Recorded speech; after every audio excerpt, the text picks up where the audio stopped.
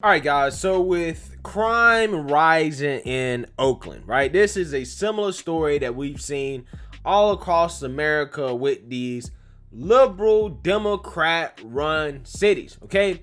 They're run by super woke Democrats that are hell bent on defunding the police and taking resources from the police and using those resources to hire mental health workers and to quote unquote reinvest back into the community. Okay, that's what they say, right?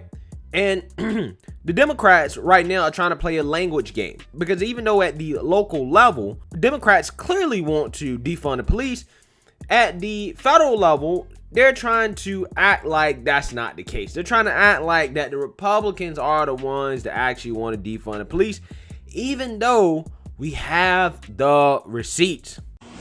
I am for defunding the police. Yes, I support the defund movement. Why use the word defund? Why use the word defund? And it's like, this is the word that's coming from the street. Many affluent suburbs have essentially already begun pursuing a defunding of the police, in that they fund schools. Not only do we need to disinvest in police, but we need to completely dismantle the Minneapolis Police Department. The Minneapolis Police Department is rotten to the root.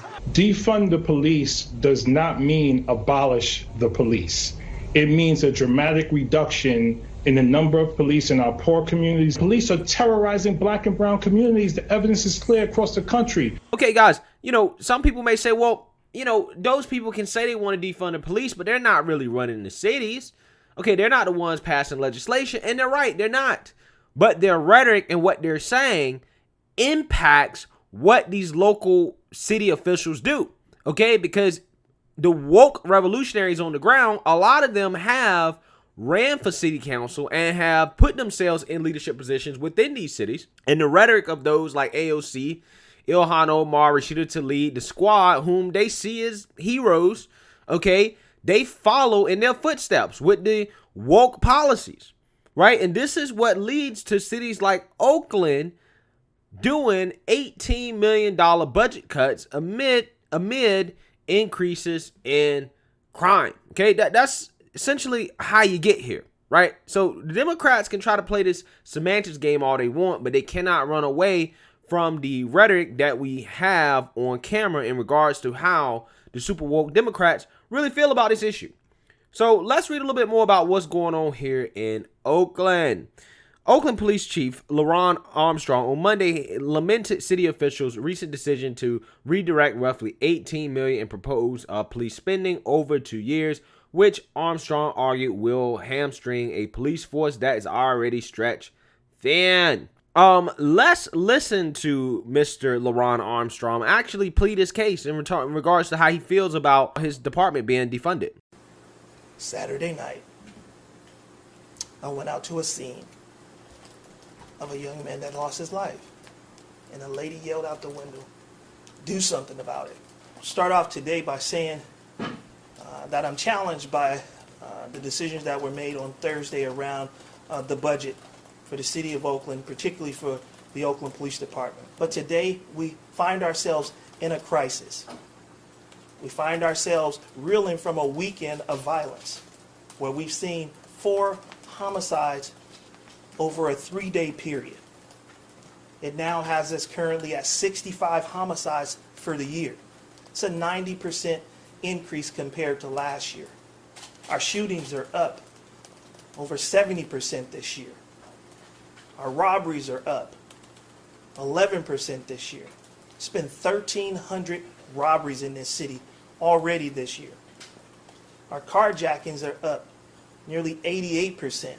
So we see clearly that crime is out of control in the city of Oakland, and our response was for less police resources. I want to address a comment that was made by one of our city leaders during these budget meetings. It was referred to as a bump in the road, a speed bump, that we would go through a period where there would be speed bumps and there would be challenges and things may not go right, but we would be okay. Well, for me, those speed bumps are 65 lives so far this year. victims who have suffered at the hands of violence, whether it's shootings, robberies, carjackings, sexual assaults. All of these crimes are not speed bumps. These are people. Far too often in these meetings, we are talking about numbers. We are talking about money and cost. I don't know what the cost of a life is, but I know not having resources makes our city less safe. It concerns me that we would ever consider that to be a bump in the road. That when you look at this screen and you see these are true people. These are people who lost their lives in this city. The violence that impacts our community every day. When I go to scenes and I meet with mothers and family members, they're not talking about numbers. They're talking about their children. This is my god sister. That means something to me.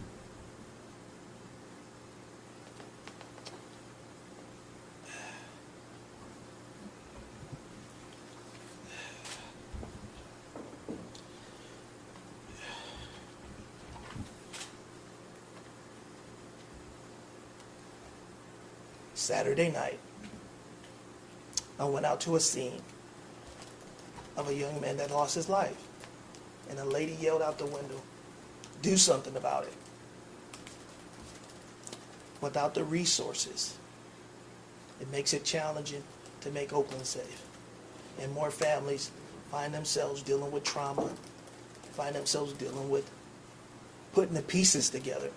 When the yellow tape is gone, and when the streets are cleaned up, there is still hurt and pain and tragedy in our community.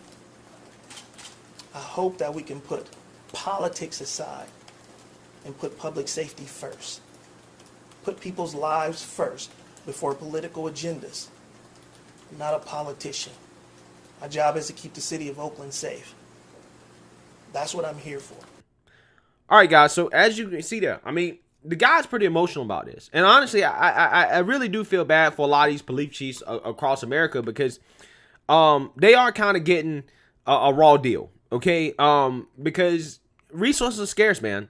And when you take resources away from a department and you have a city with soaring crime, of course that's going to make it hard on those people that are running those police departments, right? That sounds a lot like the same things that the Minneapolis Police Department was saying when that city council voted to defund them as well.